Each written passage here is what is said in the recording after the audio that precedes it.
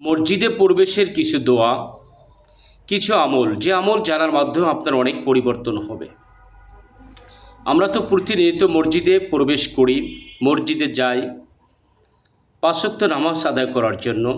অনেক সময় জিকির আজকার করার উদ্দেশ্য আমরা যাই, কিছু নফল ইবাদত করার জন্য যাই।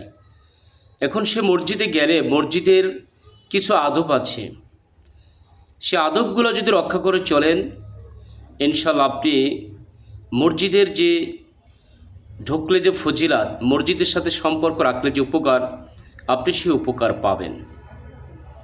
আসলে আমরা মসজিদে ঢোকার কিছু সুন্নাত, অর্থাৎ মসজিদে ঢুকতে গেলে, মসজিদে অবস্থান করতে গেলে কিছু সুন্নাত তরিকা আছে, সেটা আমরা জানব। জানার আগে আমরা নিজে ভালো পথে চলার চেষ্টা করব, অন্যে যেন ভালো পথে চলে এজন্য অন্যের রিগার্ড শেয়ার করে দেব। আসলে আমরা জেনে নেই মসজিদে ঢোকার কিছু সুন্নাত পদ্ধতি। মসজিদে প্রবেশ করতে হলে এই বিষয়গুলো আপনাকে অবশ্যই জানতে হবে। সর্বপ্রথম যে কাজটি করতে হবে, আপনাকে ডান পা দিয়ে মসজিদে প্রবেশ করতে হবে। নাম্বার 2, নফল ইবাদতের, নফল ইতিকাফের উদ্দেশ্যে প্রবেশ করতে হবে।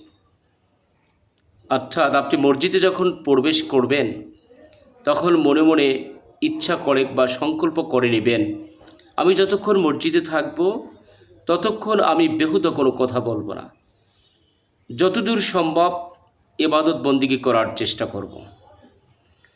এরপরে নাম্বার 3 যে অবস্থার আমাদের করতে হবে সেটা হলো যে নম্রতা, আল্লাহর ভয় নিয়ে মসজিদে প্রবেশ করতে হবে। আল্লাহর ভয় যদি থাকে আপনি মসজিদে অবস্থান করে অনেক লাভবান হবেন। মসজিদে প্রবেশের পূর্বে জুতা খুলে নিতে হবে, যদি জুতা থাকে জুতা খুলে মসজিদে প্রবেশ করতে হবে। খেয়াল রাখবে যেন জুতার ময়লা দ্বারা মসজিদ ময়লাযুক্ত যেন না হয়। মসজিদ হলো আল্লাহর ঘর, পবিত্র স্থান, সেটা যেন ময়লা না হয় সেদিকে অবশ্যই আমাদেরকে খেয়াল রাখতে হবে। এরপর যে কাজটি করতে হবে, মসজিদে বাম পায়ের জুতা খুলবে, তারপরে ডান পায়ের জুতা খুলে প্রবেশ করবে। প্রথম বাম পায়ের জুতা খুলবে, তারপরে ডান পায়ের জুতা খুলে এরপরে প্রবেশ করবে। তারপরে বিসমিল্লাহ পড়ে প্রবেশ করবে। যখন আপনি মসজিদে প্রবেশ করবেন তখন বিসমিল্লাহ বলে মসজিদে প্রবেশ করবেন। এরপরে দুরুদ পাঠ করতে হবে, বিসমিল্লাহ তারপরে দুরুদ, এরপরে দোয়া পাঠ করতে হবে, তারপর আপনি মসজিদে প্রবেশ করবেন। এখন আমরা জানব মসজিদে প্রবেশের দোয়া। যখন আমরা মসজিদে প্রবেশ করব তখন কোন দোয়াটি পড়ব? বিসমিল্লাহি ওয়াসসালাতু ওয়াসসালাম আলা রাসূলিল্লাহ সাল্লাল্লাহু আলাইহি সাল্লাম, আল্লাহুম্মা ফতাহলি আবওয়াবা রহমাতিক। অর্থাৎ প্রথমে বিসমিল্লাহ, তারপরে রাসূল সাল্লাল্লাহু আলাইহি সাল্লামের উপর দরুদ, এরপর দোয়া। এভাবে যদি আপনি প্রবেশ করতে পারেন, মসজিদে অবস্থান করতে পারেন, ইনশাআল্লাহ আপনার এই সময়টা হবে ইহকালের কল্যাণ, পরকালের নাজাতের উসিলা হবে।